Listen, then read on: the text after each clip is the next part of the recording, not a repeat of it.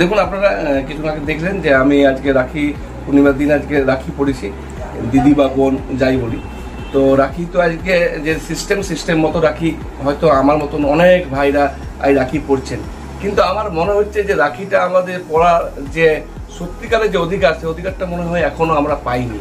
কারণ আপনারা গত অনেক বিষয়ে আপনারা নিউজের খবরে দেখেছেন যে অনেক মা বোন দিদিরা কিন্তু আমাদের দ্বারা বলতে মানে পুরুষদের দ্বারা তারা কিন্তু এখনো সুরক্ষিত নয়।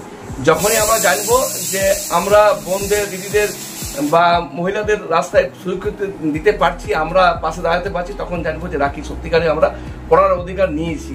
তো এই যে আজকে রাখি উৎসব, তাকে সব ভাইদেরকে বলবো প্রতিজ্ঞা করুন, শুধু নিজের বোনকে না, নিজের বোনের মতন যাকে আপনি আসতে পারবেন তাকে আপনি বোনের মতন চোখ রেখে তাদেরকে বোনের সম্মান দিয়ে, দিদির সম্মান দিয়ে তাদেরকে সুরক্ষা দেওয়ার দায়িত্ব কিন্তু আজ থেকে আমরা প্রতিজ্ঞা করি, যাতে এই ধরনের যে ঘটনা ঘটে গেছে আগে যাতে না ঘটে। যাতে হিন্দু মুসলিম এখানে কোনো জাতপাত কোনো কিছু আসবে না, এখানে শুধু আমরা একটা মানব জাতি, আমরা আমাদের বোনকে আমরা সুরক্ষিত করতে পারি, এই বিষয়টা আমরা আজকে ভারতবাসী হিসাবে আমরা প্রতিজ্ঞা করি। সো ভালো থাকুন, সুস্থ থাকুন। আজ রাখি পূর্ণিমার সমস্ত দিদি বোনদেরকে আমার তরফ থেকে বুক ভরা ভালোবাসা, শুভেচ্ছা রইল। সব বড় হও, অনেক বড় হও, আমাদের ভারতবর্ষের নাম উজ্জ্বল করো, পশ্চিমবঙ্গের নাম উজ্জ্বল করো। ধন্যবাদ।